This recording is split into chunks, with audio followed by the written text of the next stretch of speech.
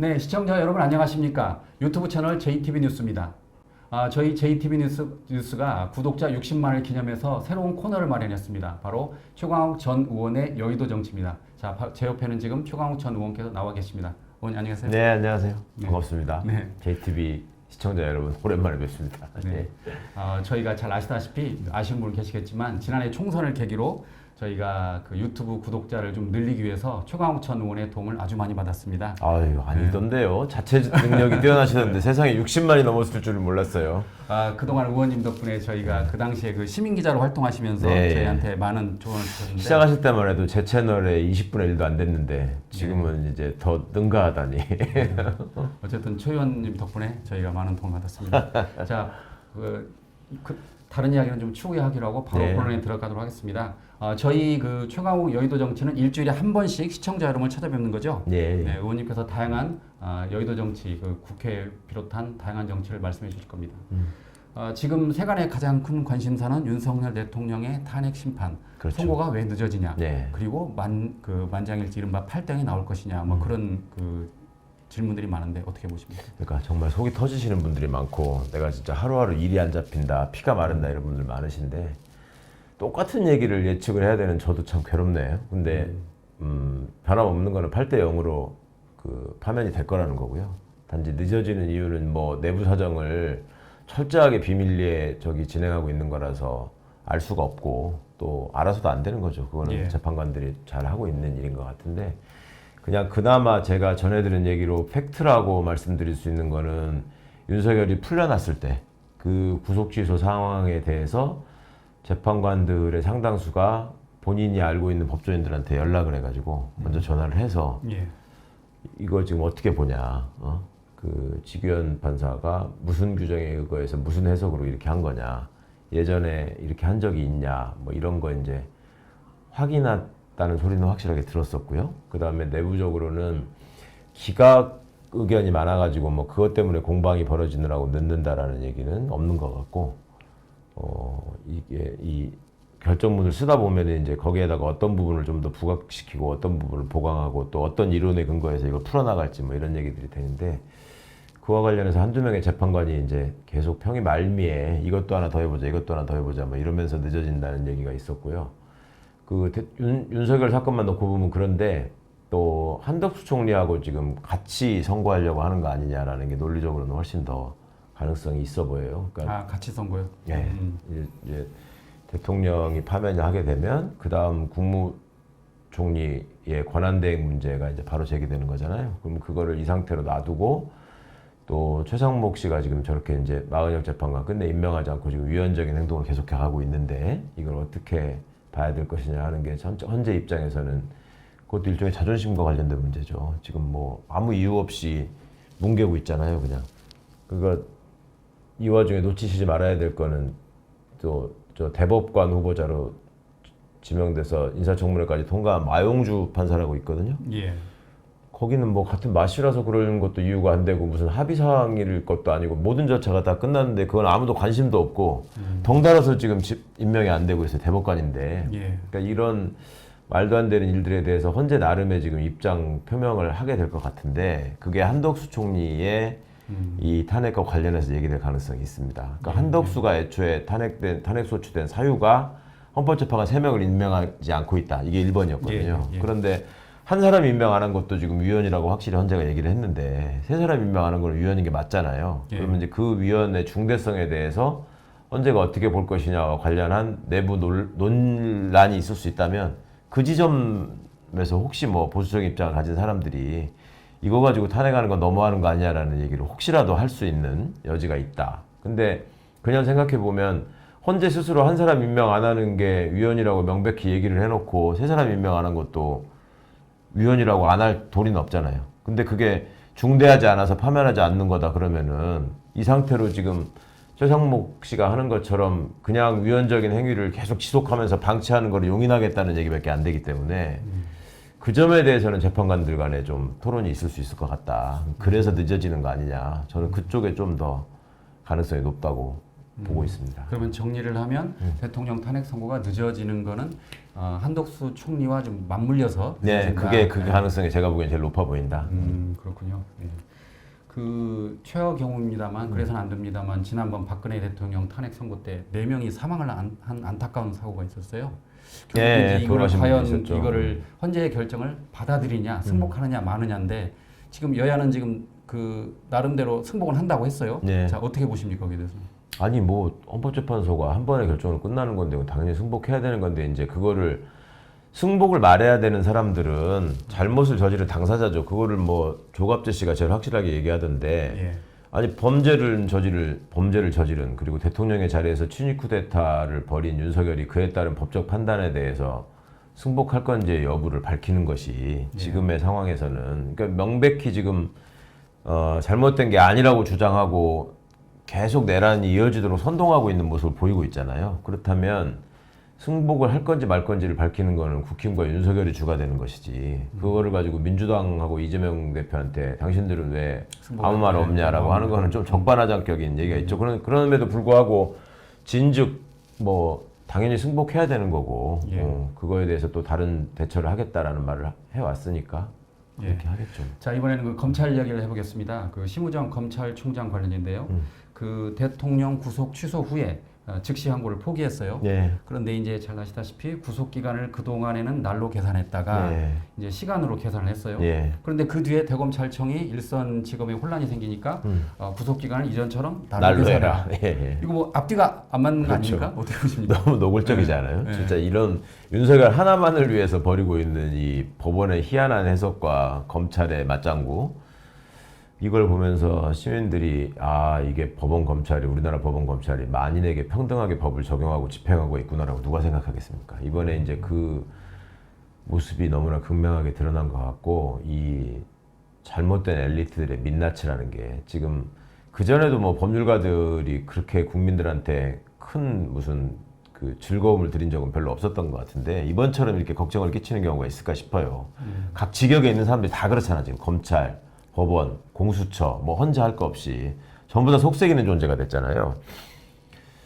그런데 그럼에도 불구하고 검찰이 이렇게 무리한 행동을 계속 반복하고 있었던 이유가 뭘까? 그거는 아무리 생각해봐도 그 심우정 개인의 어떤 그 범죄 행위를 덮기 위한 것, 그 다음에 검찰 조직이 또 본격적으로 수사를 받을 수밖에 없는 상황, 이거를 최대한 모면하고 지연시키려는 수작 아니었을까 싶습니다. 이제 마지못해서 김성훈 등에 대한 그 영장을 청구를 했죠. 어저께.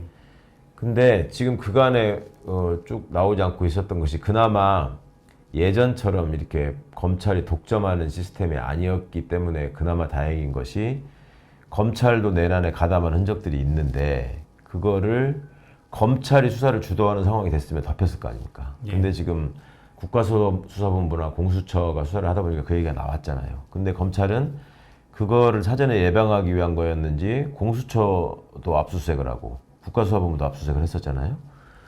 그러다 보니까 이제 이 사실이 나온 건데 일단 김용현의 자진 출석과 관련해서 심우정과 또 대검 차장 이진동이 김용현과 무슨 통화를 했는가, 왜 통화를 했는가, 무슨 얘기를 했는가 이런 것들이 좀 밝혀져야 되는 게 하나가 확실히 나왔고 그 다음에 계엄 상황이 벌어진 과정에서 선관위 서버 탈취를 위해서 대검과 방첩사와 국정원이 서로 협조하는 전화가 오갔다라는 것도 드러나고 해서 그 당장 심우정 개인의 입장이 제일 급할 거고 그 다음에 검찰 조직이 내란의 주요 임무에 동원됐는가의 문제에 대해서 굉장히 불안할 거고 그래서 지금 벌어진 일이 아닌가 싶습니다.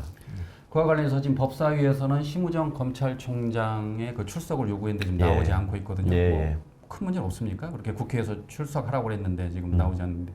그게 이제 그렇게 안 나오면 이제 과태료가 부과가 될 수 있고 그 다음에 또 고발할 수 있거든요. 근데 고발을 하면은 그거를 또 수사하는 게 검찰이다 결국. 그러니까 우리가 그러니까 검찰총장 입장에서는 내가 수사하는 꼴이 되는데 그거에 대한 자신감이 있는 거죠. 그러니까 예전부터 이제 그렇게 뭉개고 안 나왔던 건데 그래서 이제 그런 얘기를 하는 분들이 있죠. 어차피 지금 이게 더 늦어지고 국민들이 더 불안하게 되는 상황이 되면, 그러니까 파면이 더 늦어지고 불안한 상황이 되면 최성목과 심우정에 대해서는 탄핵소추 절차를 진행해야 된다. 그리고 그전에도 보셨지만은 탄핵소추를 하기 전에 전 단계로 법사위에서 청문회를 할 수 있거든요. 예, 그거를 통해서 심우정 및 여타의 검찰 간부들, 지금 이제 내란과 관련돼 있을 거라고 생각하는 사람들에 대한 그 증인 신문이 필요한 거 아니냐, 이런 얘기들이 지금 유력하게 나오고 있습니다. 그 의원님 그 개인 채널에서 그 예. 서울법대 내란과를 언급하셨는데 예, 제가 예. 좀 재밌게 봤는데 어떤 내용인가요? 개인 채널뿐만 아니라 여러 예. 방송에서 제가 말씀을 예. 드렸는데, 저로서는 너무나 이제 자괴감이 들어서, 그리고 이번에 이제 이 내란의 주요 임무 종사자들로 움직인 사람들을 보면은 맨 처음에 이제 충암고 동문들이 떠올리실 거고, 그 다음에 주요 포스트에서 윤석열이가 누구를 믿고 이거를 감행하려고 했을 것인가. 그러니까 다 쿠데타 세력들은 본인의 어떤 믿음이 있는 그 친위 세력들이 소위 똘마니가 있어야지 이게 가능한 일이잖아요. 그때 윤석열이 택한 그 간부들의 면면을 보면 다 서울대 법대를 나왔거나, 그 다음에 군인들은 다 육사 출신이고, 또 경찰들은 경찰대 출신이고, 이런 사람들이 모여서 지금 국민들을 이렇게 경악하게 하는, 나라를 망가뜨리는 짓들을 했는데, 이게 도대체 학교 다닐 때 뭘 배웠길래 이런 짓을 하느냐. 기본적으로 법대에서 배우는 거는 세상의 정의를 어떻게 실현하고 억울한 사람이 없게 만드는 과정에서 법이 어떤 역할을 해야 되는지, 이런 거에 집중했다면 저런 짓을 안 했을 텐데, 저거는 서울법대 내란과에서 공부하지 않은 이상 저런 일을 할 수가 없는 건데 저질렀다라는 뜻에서 제가 드린 말씀이고, 또 육사 쿠데타과도 말씀을 드렸죠. 육사라는 게 나라를 지키고 국헌을 수호하는 것이지, 그 정권을 가진 자에게, 권력자에게 충성해가지고 국민들 앞에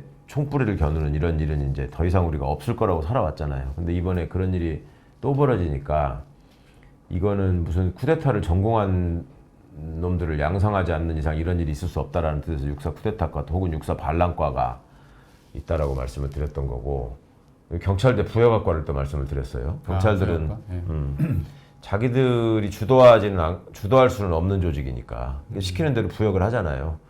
이게 이제 뿌리가 깊은데, 옛날부터 쿠데타 세력들이 이 물리적 폭력을 동원해가지고 반대자들이나 국민들을 겁박하기 위해서 군대를 꼭 장악해야 될 필요가 있고, 자기가 또 쿠데타를 다시 안 당하게 위해서라도, 그 다음에 합법적 폭력으로 정적들을 제거하고 국민들을 겁박하기 위해서 이 법무 검찰 조직을 장악해야 될 필요가 있었단 말이에요. 그때 전두환이가 이제 이걸 본격화했고, 그때 등장한 게 이제 육법당이라는 이름이란 말이죠. 전두환 때 집권당인 민정당이 육법당이라는 소리를 들었어요. 그걸 주도했던 게, 그러니까 주요 구성원들이, 실세들이 육사 출신과 서울법대 출신들이었단 말이죠.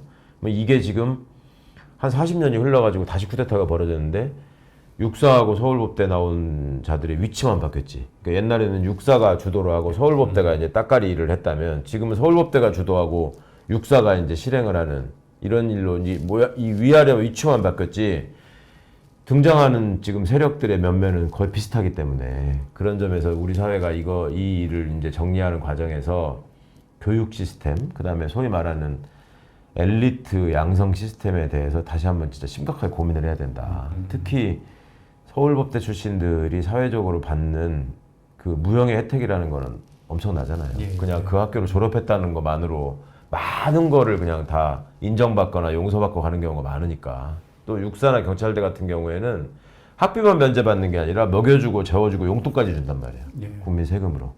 근데 그런 자들이 이런 상황에서 벌이는 일이라고 하는 거는 내란을 일으켜가지고 민주 헌정 질서를 무너뜨리는 일에 지금 앞장서서 주요 임무를 했다. 이게 얼마나 끔찍한 일입니까? 이걸 고쳐내지고 그 근본을 바꿔내지 않으면 앞으로 이런 일이 또 생기지 않는다는 보장을 할 수가 없잖아요. 그런 측면에서 드린 말씀이었습니다. 그러니까 정리를 하면 옛날에는 육사와 법대인 육법당이 최근에는 결국 법육당이 된 셈이네요. 그러니까 법대와 다른 예. 법대 나오신 분들이 억울할 수 있으니까 예. 서울법대, 서울법대. 예. 예. 꼭 서울대 내란과라고 하시는 분들이 있더라고. 서울법대 내란과. 서울법대 내립니다. 의원님도 서울법대. 예. 서울법대에는 예전에 공법학과, 사법학과가 네. 있었는데 지금 보니까 네. 내란과하고 탄핵과하고 무관심과하고 세 가지가 있는 것 같아요. 아, 그럼 본인은 어디?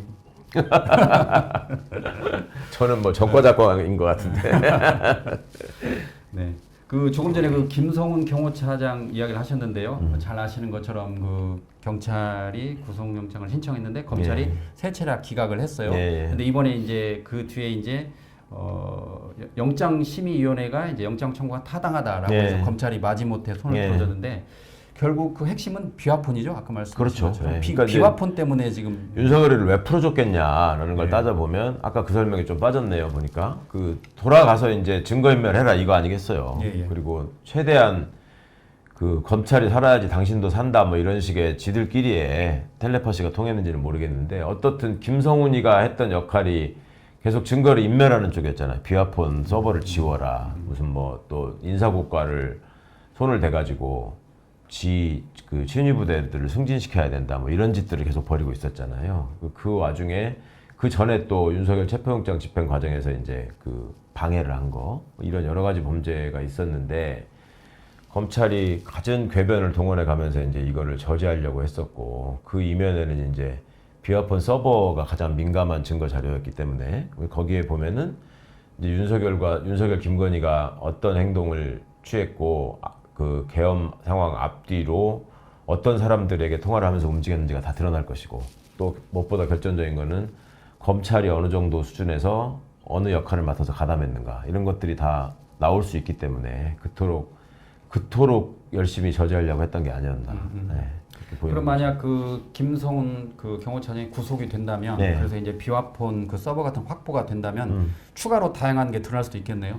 그게 이제 지워지지 않았으면 다 드러나겠죠. 그렇죠. 근데 네. 이제 지워질까봐 걱정을 하시는 분들이 많고 실제로 지금 그 원격으로 군인들의 비화폰은 좀 이렇게 지운 것 같다 이런 예, 얘기가 예. 나왔잖아요. 예. 근데 물리적으로 지운다고 하더라도 그 로그 파일이나 이런 걸 통해서 복구할 수가 있다는 거예요. 근데 예. 이게 이제 너무 오래돼 버리면 이게 밀려나가면서 이제 더 겹쳐서 완전 복구가 안 될 가능성을 걱정하는 것이고 경호처 경호관들이 지난번 이제 체포영장 집행 과정에서 보셨다시피 그분들이 그냥 총을 발포까지 하면서 그 어떤 불법적인 행동 명령에 따르지 않겠느냐라는 걱정을 우리가 했었잖아요. 예. 근데 그렇게 하지 않았잖아요. 결과적으로 보면.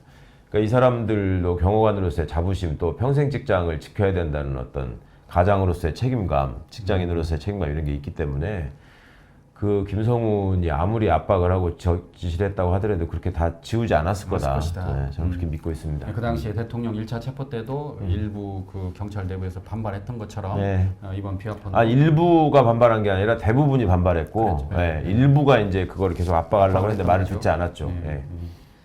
자 이번에는 그 곽종근 전 사령관 회유설에 대해서 이야기를 나누겠습니다. 그 지난번에 국민의힘에서는 그 예. 김병주 의원 등이 곽종근 그 전 사령관을 회유했다라고 예, 했는데 최근 언론 보도를 보면 그 곽종근 육사 동기 변호사가 그 곽종근에게 민주당이 협박했다라고 말해라라고 예. 했다는 거죠. 예. 그래서 결국 이제 곽종근 전 사령관의 회유서를 놓고 그 양당이 지금 전혀 다른 이야기를 하고 있는데 그 핵심은 결국 곽종근의 그 대통령이 끌어내라 했다. 그 발언 때문에 그런 거 아니겠습니까, 그렇습니다. 의원님? 예, 예. 그 발언이 왜 중요한가요, 의원님? 그 윤석열의 탄핵 소추 사유가 5개가 있죠. 예, 예. 5개가 첫 번째가 계엄 선포의 절차와 요건을 전혀 지키지 않았다. 두 번째가 포고령 1호, 그러니까 포고령 내용 자체가 다 위헌이다. 그러니까 대표적인 게 이제 정치활동 금지, 그다음에 뭐 의사들의 뭐 저기 예. 관한 거 뭐 이런 거고.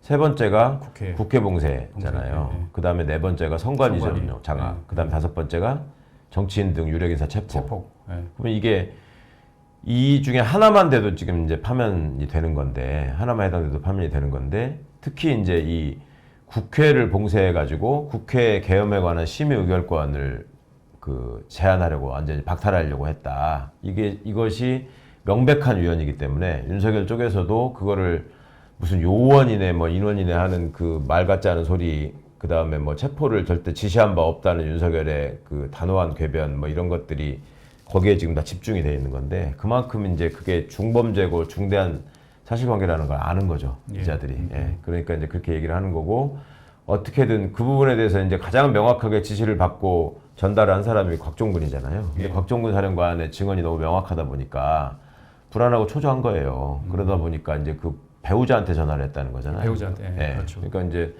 부인도 아니 죄를 지었으면 벌 받아야지 무슨 소리냐. 그 전에 곽종근 사령관한테 여러 번 회유 시도를 했지 않습니까? 근데 곽종근 사령관이 분명히 나는 들었고 분명히 말했다. 그러니까 처음에는 내가 좀 다 얘기하는 게 좀 그래서 망설였지만 결국은 다 말씀드린다 이런 거였잖아요. 예. 굉장히 그거를 탄핵하고 뒤집을 만한 지금 증거가 없기 때문에 본인들도 이제 파면을 예상하고 하는 짓이라고 보시면 될 것 같습니다. 그렇군요. 결국 그 곽종군 사령관의 그 대통령이 끌어내라고 했다. 그 발언이 그만큼 중요하기 때문에 그렇죠. 결국 그 저기 뭐 국힘도 이제 김병주 의원이 효의했다고 말하는 것이고 또 이번에는 또 육사 동기 변호사가 이제 민주당은 믿을 게 못 된다라고 예. 이렇게 부인을 통해서 효의했다. 뭐 그렇게 봐야 되겠죠. 자, 이건 최근 언론 보도인데 그 123 비상계엄을 앞두고 시체를 담은 종이관 1,000개 대량 구매 예. 그리고 시신을 임시 보관하는 영연백 3,000개 구입. 저도 깜짝 놀랐는데요. 진짜 깜짝 놀랐죠. 저 깜짝 놀랐습니다. 많은 시민들이 충격을 네. 받으셨더라고요. SNS도 보니까. 네. 야 이게 뭐 이게 군대가 뭐라고 변명을 하던데. 네. 예? 그 내용을 보니까요. 군은 이에 대해서 종이관은 실효성이 없어 중단을 했고 영연백은 비상계엄과 무관하다라고 말했다는 겁니다. 그러니까 훈련 대비용으로 뭐 네. 그거를 뭐 체크를 해본 거고 네. 종이관은 네. 뭐 그 저기 영연백은 원래 그 계획에 반영해가지고 준비하던 거다. 네. 근데 왜 숫자가 그렇게 급증했느냐 네. 이거에 대해서 설명을 해야 되는 건데 네. 그리고 왜 하필 그때냐 이런 건데 일단은 지금 전면 부인으로 나왔는데 이거를 그냥 알 수 있는 방법이 없잖아요. 애초에 이 얘기를 들었던 그러니까 그 종이관을 주문 받았던 분들이 그 카카오톡 대화를 해가지고 그걸 그대로 이제 보내드렸더만 그러니까 예. 이제 거기에 예. 이제 명확하게 나와 있어서 이거를 빨리 수사를 통해서 확인을 해야 될 부분인 것 같고 뭐 2군단 군무원이라고 신원까지 지금 다 특정됐잖아요. 예. 그리고 본인들 얘기로 이게 무슨 작전과 관련된 것이고 훈련과 관련된 것이라고 했으니 그런 것들이 과연 그 언저리에 있었던 것이고 이게 지금 3천 몇 개의 그 시신 보관 백이 영연 백이 그게 필요한 거였느냐라는 거에 대해서는 입증할 책임이 이제 군에 있는 거죠. 그게 왜 필요했고 왜 그 시기에 그렇게 많은 게 필요했고 하는 거에 대해서 적극적으로 지금 해명을 해야 될 텐데 그렇게 하지 못하면 이제 확실하게 의심하고 수사를 해서 밝혀야 되는 게 되겠죠. 근데 지금 얘기는 늘 군이 부정할 때 써왔던 그냥 어찌 보면 좀 상투적인 얘기잖아. 그냥 훈련이다, 뭐 훈련이다. 보안이라 얘기할 수 없다, 뭐 원래 계획된 거다 이런 식으로 지금 몇 번을 빠져나왔었는데 전면적인 어떤 수사가 진행돼야 될 것 같습니다. 예. 조금 전에 보니까 야당 단독으로 김건희 특검법이 통과가 된 것 같아요. 법사위에서? 예. 법사위에서. 예. 그런데 이제 여당은 또 퇴장했다고 합니다. 예. 늘 반복되는 일이고 예. 저도 참 안타까운 일이고 이 그렇죠. 김건희- 저렇다고 해서 피할 수 있는 게 아닌데 예. 그런데 이제 이걸 다시 이제 본회의를 이제 통과한다 하더라도 네. 이제 최상목 대행이 다시 이제 거부권 행사할 수 있는 거잖아요. 그렇죠. 예. 네, 이제 그러고 나서 그 다음에는 대선 국면이 벌어지고 있을 거 아니에요. 예. 그 상황에서 저 국힘 내부에서의 일종의 갈등이나 분열이 있을 수 있기 때문에 명태균 특검법, 김건희 특검법이 통과될 가능성이 윤석열이 파면 이후에는 높아지는 거 아니냐 예. 이런 기대를 지금 민주당이 하고 있는 거죠. 예, 그렇군요. 아까 그 말씀하신 그 파면 5가지 이유 저도 이제 그 듣고 잘 이루어지지 않더라고요. 그래서 네. 저는 이제 첫자만 따서 위포 국선 채뭐 했었거든요. 제가 이렇게 그러니까 위헌이다. 네네. 국무회의 절차 거치지 않았다. 포고령, 그다음에 국회활동 방해, 그다음에 선관위 압수수색, 네. 그다음에 불법 체포 이거 이렇게 하고 있는데 아까 뭐 반복된 말씀이지만 이게 그 하나만 어겨도 지금 파면이 된다는 그렇죠. 거잖아요. 네, 네. 하나만 걸려도. 네. 그러니까 이제 이거를 많은 법률가들이 만약에 내가 헌법재판관이라면은 저거를 기각시키는 내용을 쓸 수 있을까? 그러니까 이제 인용을 하려면 예. 파면을 인용하려면 저 5개 중에 하나만 명확하게 써도 되잖아요. 네. 근데 저거를 기각하려면 5개에 대해서 다 이유를 달아서 이게 안 된다고 아니라고 이야기하는데 아니라고 해야 되거든. 네. 근데 지금 국회 봉쇄한 거하고 선관위 장악하려고 했던 거는 현장 화면이 다 나와 다 있고 있고. 그걸 네. 다 봤잖아요. 그러니까 그거를 부정하려면 위헌인 건 맞는데 이게 대통령을 파면시킬 정도로 중대한 건 아니다 라고 써야 된단 말이에요. 네. 그럼 그게 가능하겠습니까? 그런 거라서 너무 말이 안 되는 거고 그 다음에 계엄 선포의 요건을 갖추지 않았다라고 하는 거는 헌법하고 계엄법에 그 한글만 읽을 줄 알아도 하나도 지키지 않았다는 게 지금 다 나오고 있고 국무회의도 심지어 거치지 않았고 그렇죠. 그다음에 전시 상황 같은 상황도 아니었고 예. 그리고 윤석열이 자기의 어떤 그 쫄개들이라고 생각하고 있는 국무위원들, 국무총리 포함해서 지금 다 국무회의가 없었다고 얘기하잖아요. 그거는 윤석열을 향해서 지금 총을 쏘는 거거든. 예. 국무회의가 있었다고 하면 윤석열한테 유리한 거 아니에요. 그렇죠. 예. 근데 다 없다고 하잖아. 그거는 첫 번째로 그게 있었다라고 하면 자기가 내라는 공범이 되기 때문에 공범이니까. 예. 그렇게 말하는 면도 있지만 실제로 보면은 뭐 그냥 앉아가지고 뭐 무슨 이거는 소파에 앉아가지고 뭐 웅성웅성 하다가 갔다는 거잖아요. 그런 점도 있고 무엇보다 더 결정적인 거는 국회를 그 국회의원들을 끌어내라고 했다는 점 이것이 이제 너무나 명확하게 드러나 있고 그게 또 녹취가 확보돼 있는 것 같죠? 그 예. 특전사에서 마이크가 열려 있었다는 거 아니에요? 예. 그래서 다 이게 전달이 됐다는 거잖아요. 그러니까 이제 그런 점들이 도저히 어떻게 부인할 수 없는 증거가 5가지 다 너무나 명확하게 있으니까 그러니까 이제 그거를 부정하는 쪽의 얘기도 결국 뭐 한다는 소리가 뭐 헌법재판관이 중국 사람이네 뭐 중국 사람들이 뭐 부정선거를 했네 이따위 소리를 하고 있잖아요. 그러니까 제가 나름 열심히 주말에 한번 찾아봤어. 뭐라고 이거를 이 사람들이 논리를 만들어서 이걸 부정할 수 있을까. 사실은 그게 불가능하니까 지금 나경원이나 이런 사람들이 갑자기 각하 얘기를 하는 거예요. 예. 예. 요건으로 들어가게 되면 할 말이 너무 없거든 지금 지네들이 봐도.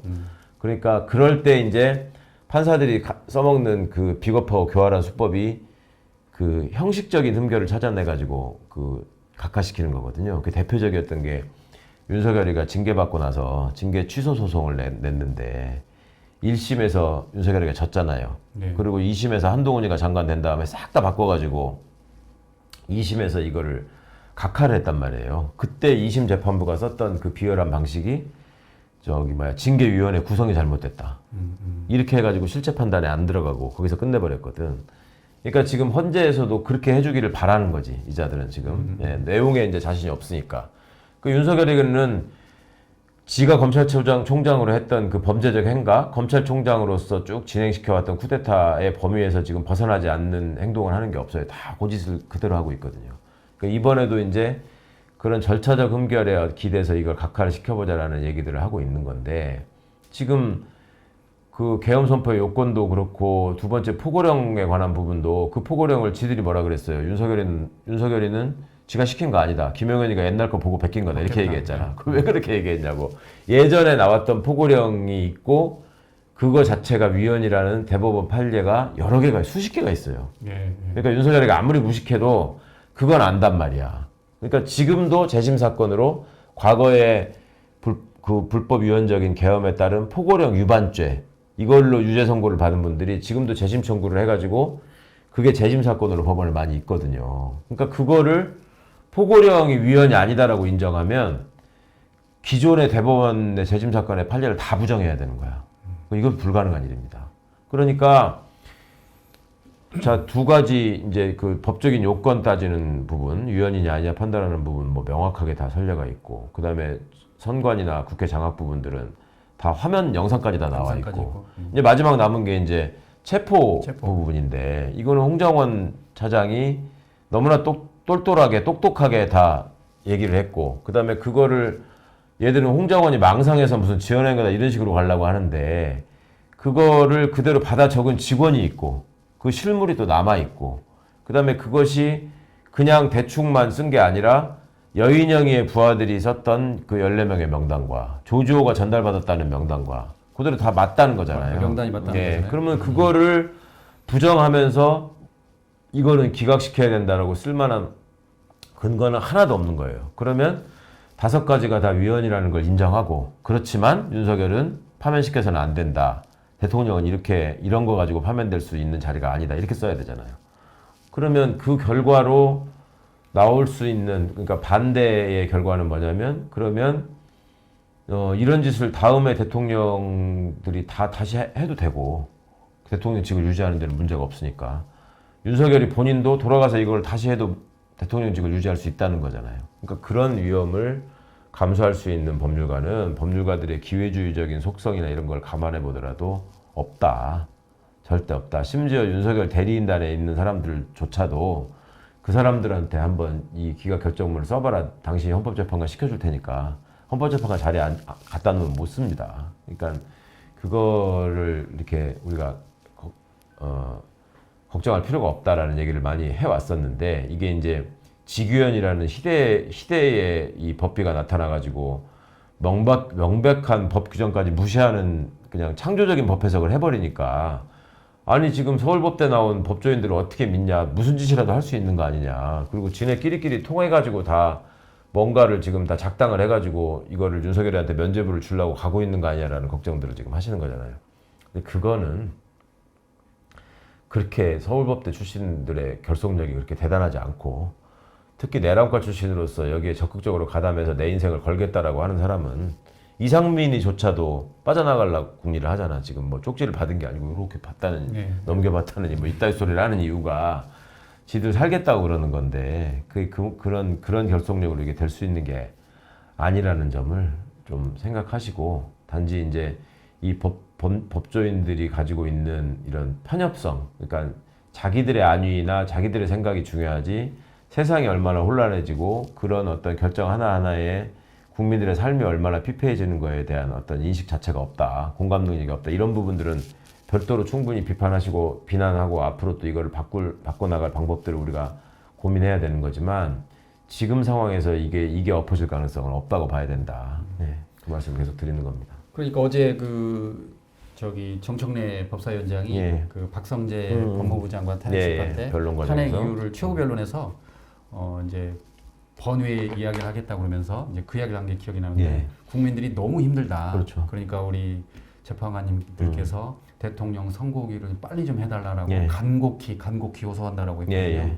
국민들만 힘든 게 아니고 지금 내란 세력들도 힘들어요. 거기 매일매일 가서 집회하려면 그 돈 들어가는 것도 있고 돈도 뜯겨야 되고 심지어 국힘에서도 지금 사실상 이거 파면을 전제하고 대선 레이스를 시작했잖아요. 그러면 그 뛰고 있는 사람들은 김문수 빼면 다 초조한 거야. 김문수 입장에서는 자기가 가장 유력하다고 생각하니까 지금 굉장히 신나 있다는 거예요. 아주 그냥 웃고 다닌대 매일매일. 그리고 노동부 직원들이 편하대. 아무 일을 안 시킨대. 자기가 그냥 명산대천 다니면서 기받을 생각만 하고 있고 그러고 있다는 건데 나머지 사람들은 지금 다 초조하단 말이에요. 지금 한동훈이는 제일 초조하게 된 상황이고 윤석열이 석방까지 돼버렸으니 한동훈 입장이라고 한번 생각을 해보세요. 얼마나 황당하겠어. 자기를 체포해서 사살하려고 했던 사람이 지금 나와서 돌아다니고 있는 거예요. 근데 그 당 사람들한테 지금 자기를 후보로 뽑아달라고 해야 되는 거야.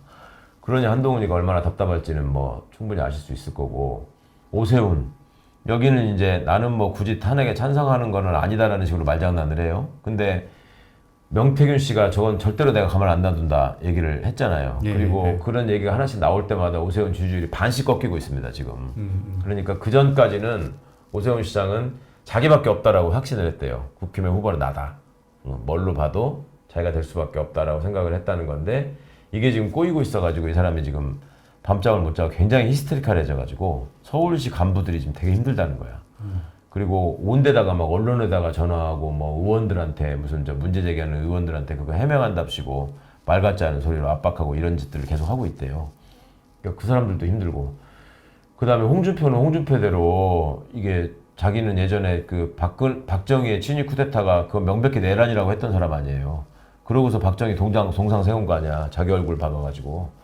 그러니까 홍준표는 홍준표대로 힘들고 나경원은 또 나경원대로 지금 극우적인 발언을 하면서 막 돌아다니고 있잖아요. 이 사람은 지금 노리는 게 김문수가 후보가 될 것 같은데 건강 문제나 좀 극우적인 그간의 발언 문제나 이런 것 때문에 완주를 못할 거다. 중간에 낙마할 거다. 그러면은 그 다음으로 아스팔트 극우들한테 어필했다 내가 될 거다라고 믿고 있다는 거예요. 네. 근데 나경원 입장에서도 그게 이제 감나무 밑에서 지금 입 벌리고 감 떨어지기를 바라보고 있는 건데 아프지 지금 입이 아무리 벌리고 있어도 헌법재판소가 저걸 늦게 결정해가지고 힘든 게 우리 지금 뜻있는 민주시민들만 힘드신 게 아니라 저것들도 굉장히 힘들어요 지금. 빨리 정리가 되는 게 좋고 그 다음에 무엇보다도 윤이 지금 석방됐다라는 이 장면이나 사실 자체가 국민들한테 너무 충격을 줬기 때문에 사실 그 전까지는 가장 쇼킹한 장면이 그 야간 투시경 같은 거 끼고 유리창 깨고 들어가는 군인들의 모습이 굉장히 선명하게 각인이 됐는데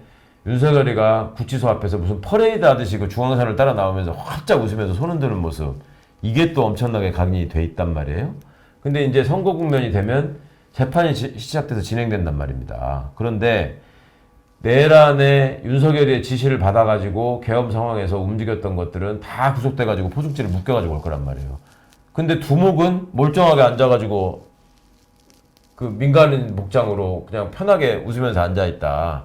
이게 주는 또 시각 효과가 만만치 않을 거라서 재앙이에요, 재앙. 윤석열이가 지금 석방돼서 돌아다니는 게 선거를 앞둔 국힘의 입장에서는 재앙인데, 그러니까 그 쌍권이 소리 나와가지고 우리도 저기 탄핵 집행 결과에 승복할 거다 뭐 이런 소리를 하는 거예요. 그래야지만 자기들이 나중에 대선 국면으로 전환됐을 때 뭔가 할 말을 그래도 할 수 있는 여지라도 생기니까 그러는 거라서, 그 헌법재판관들이 뭐 저는 오늘 안으로는 이제 저기 선고 날짜를 고지하고 금요일 날 선고할 거다라는 믿음을 지금도 여전히 갖고 있습니다만, 진짜 이 혼란이 방치되지 않을 것이고 끝이 멀지 않았다라고 좀 생각하셨으면 좋겠습니다. 예.